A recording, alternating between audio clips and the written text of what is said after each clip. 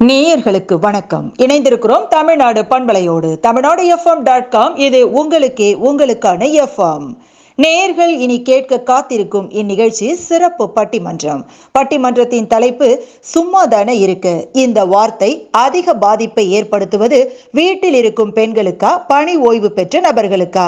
நேயர்களின் கருத்து சிதறல்களை உங்களது செவிகளுக்கு விருந்தாக்க நிகழ்ச்சியில் உங்களோடு இணைவது உங்கள் RJ சரஸ்வதி செந்தில். தொடர்ந்து வரும் இந்த நேயர் திருவான்மையூர் கீதா ராஜா. வீட்டில் இருக்கும் பெண்களுக்கு சும்மாதானே இருக்க என்ற வார்த்தை அதிக பாதிப்பை ஏற்படுத்துகிறது என தனது வாதத்தை முன்வைக்கிறார். அனைவருக்கும் வணக்கம். தமிழ்நாடு பேப்பர் வழங்கும் அடுத்த தலைப்பு, பட்டிமன்ற தலைப்பு சும்மாதானே இருக்க என்ற சொற்றொடர் அதிக பாதிப்பை ஏற்படுத்துவது வீட்டில் இருக்கும் பெண்களுக்கா, பணி ஓய்வு பெற்றவர்களுக்கா? என்னுடைய தரப்பான வீட்டில் இருக்கும் பெண்களுக்கே இது பாதிப்பை ஏற்படுத்துகிறது என்பது பற்றி பேச வந்துள்ளேன். வீட்டில் சும்மாதானே இருக்க இது 100% பொருந்துவது இல்லத்தரசிகளுக்குத்தான், பெண்களுக்குத்தான். ஏனென்றால் பணி ஓய்வு பெற்றவர்கள் கையில் பணம் இருக்கும் மற்றும் அவர்கள் திட்டமிட்டு கொள்ளலாம் தங்களுடைய வாழ்நாட்களை எப்படி கழிக்கலாம் என்று. கூட உள்ள மனைவியோ கணவனையோ அழைத்து கொண்டு பலவிதமான ஆன்மீக தலங்களை தரிசிக்கலாம் மற்றும் ஒரு பொழுதுபோக்கு ட்ரிப் கூட போய் வர முடியும். ஆனால் வீட்டில் இருக்கும் பெண்களுக்கு வருமானமும் இல்லை, சும்மாதானே இருக்க என்கிற பெயரும் இருக்கிறது. இதை களைவதும் பெண்கள் கையிலேயே இருக்கிறது.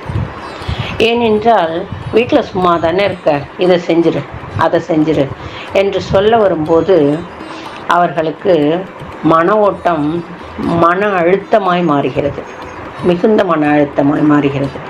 முழு அடையாளத்தையும் தொலைத்து புதியவளாய் புது இடத்தில் புதிய மக்களுடன் புதிய பழக்க வழக்கங்களுடன் வாழ எத்தனிக்கும் பெண்ணிற்கு இந்த வார்த்தை நெஞ்சில் ஈட்டியாய் பாயும். அதை தாண்டி அவள் மிகவும் படித்தவளாயும் திருமணத்திற்கு முன்பு வேலைக்கு சென்று கை நிறைய சம்பாதித்தவளாகவும் இருந்துவிட்டால் இந்த வார்த்தை அந்த பெண்ணிற்கு அப்படி ஒரு வலியை கொடுக்கும். எப்பவுமே தொண்டை அடைக்கும் துக்கத்துடன் வலியை கொடுக்கும்.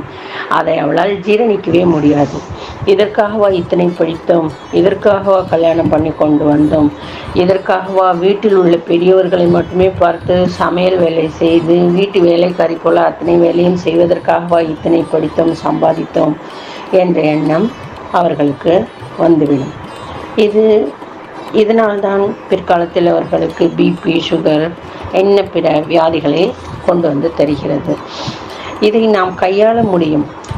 அதாவது சகோதரிகளே, சகோதரர்களே, நான் சொல்ல வருவது பெண்கள் பெரியவர்களை பார்த்து கொள்ளக்கூடாது, வீட்டு வேலை செய்யக்கூடாது என்ற அர்த்தம் அல்ல. தான் சம்பாதித்து கொண்டும் இருந்துவிட்டு இப்போது இந்த வேலைகளை மட்டுமே, வீட்டு வேலைகளை மட்டுமே செய்து பார்த்து கொண்டிருப்பது என்பது மனதிற்கு மிகுந்த வருத்தத்தை அளிக்கும். இதை அவர்களுடைய உடல்நிலையை கெடுக்கும். சும்மாதானே இருக்க என்ற சொற்றொடர் இதிலும் ஆக்கப்பூர்வமாய் செயல்பட விடாது. இப்படிப்பட்ட சொற்கள் கரையான் போல ஒரு பெண்ணின் மனதை அரித்துவிடும். வேலைக்கு செல்லும் பெண்களை கேட்டால் இல்லத்தரசியாக இருப்பது வரம் என்று தான் சொல்வார்கள். ஏனென்றால் வீட்டில் மட்டும் வேலை செய்து கொண்டு குடும்பத்தாரிடம் மட்டும் சண்டை போட்டுக்கொண்டு வாழ்வது வரம் என்று சொல்வார்கள். இதேபோல் இல்லத்தரசிகளை கேட்டால் நீங்களாவது பரவாயில்லை, காலையில் போய் மாலையில் வருகிறீர்கள், குடும்பத்தாருடைய சண்டை சச்சரவு இல்லாமல் நிம்மதியாக வருகிறீர்கள் என்று சொல்வார்கள். இக்கரைக்கு அக்கறை பச்சைதான். ஆனால் வேலைக்கு செல்பவர்களுக்கு இரண்டு பக்கமும் இடி. ஆதலால் இல்லத்தரசிகளுக்கு வரம் என்றே அவர்கள் பேசுவார்கள். ஆனால் பெண் என்பவள் ஒரு காலகட்டத்திற்கு பிறகு வெளியுலகத்தையும் எக்ஸ்ப்ளோர் செய்ய வேண்டும். அது ஒரு அலுவலகமாகவோ ஒரு பள்ளியாகவோ ஒரு சிறிய வேலையாக இருந்தால் கூட பரவாயில்லை. அது அவளுக்கு தன்னம்பிக்கையும் ஊக்கத்தையும் எனர்ஜியும் கொடுத்து அவளை சந்தோஷமாக வைத்திருக்கும். முன்பெல்லாம் சொல்வார்கள் கால் காசு என்றாலும் கவர்மெண்ட் காசு என்று.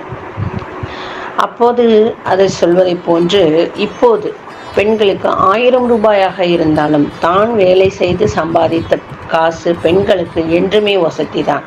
வீட்டில் இருந்தபடியே நிறைய வேலைகள் செய்யலாம், பெண்கள் சம்பாதிக்கலாம். இருந்தாலும் வெளியில் போய் 4 பேரை பார்த்து பழகி என்ன நடக்கிறது என்று தெரிந்து கொண்டு முகத்தை எப்போதும் மலர்ச்சியாக வைத்து கொண்டு அந்த சந்தோஷத்தை அனுபவிப்பதே தனி விதம்தான். பெண்கள் ஒரு சிறிய வேலையை தேடிக்கொள்ள வேண்டும். எப்போது என்றால், குடும்பத்தின் கடமைகள் சுமைகள் அழுத்தினாலும் கல்யாணமாகி ஒரு 10 வருடம் கழித்தாலும் அவர்கள் அதை விட்டு வெளியே வர வேண்டும். பெண்களால் அனைத்தையும் சமாளித்து விட முடியும். கூட்டு குடும்பமாக இருப்பினும் பெரியவர்களையும் பார்த்து கொள்ள முடியும். 10 வருடத்தில் குழந்தைகள் நன்றாக வளர்ந்து விடுவார்கள். பள்ளிக்கும் கல்லூரிக்கும் வேலைக்கும் போய் விடுவார்கள். பிறகு பெண்கள் வீட்டில் உட்கார்ந்து டிவி பார்த்து கொண்டு வெட்டி அரட்டை அடித்து கொண்டு மனதை கெடுத்து கொள்ளாமல் வேலைக்கு போவதில் தவறே கிடையாது. அவர்களுடைய எண்ணப்படி எந்த வேலைக்கு செல்ல நினைக்கிறார்களோ அந்த தகுதியை இந்த 10 வருடத்தில் வளர்த்து கொள்ளலாம். தன்னுடைய தகுதியை வளர்த்து கொள்ள தன்னுடைய கணவரிடமும் குடும்பத்தாரிடமும் ஒரு வார்த்தை சொல்லிவிட்டு தன்னுடைய படிப்பை கோர்ஸை எவ்வளவோ இருக்கிறது இப்போது கண்டினியூ பண்ணுவதற்கு.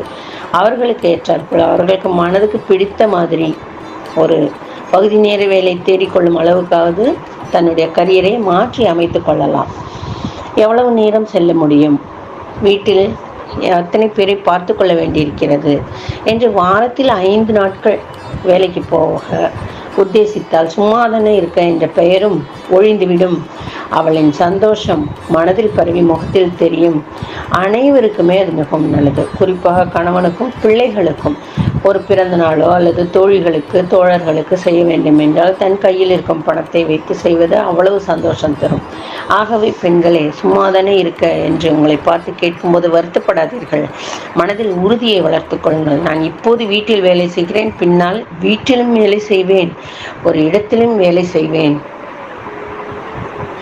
அதிலிருந்து கொண்டு வரும் பணத்தை கொண்டு எனக்கு பிடித்த மாதிரி செலவு செய்து கொள்வேன் என்ற மன உறுதியை வளர்த்து கொண்டு உங்கள் தகுதிகளை வளர்த்து கொண்டு வெற்றி சிறகடித்து பறக்கலாம். வாருங்கள் தோழிகளே.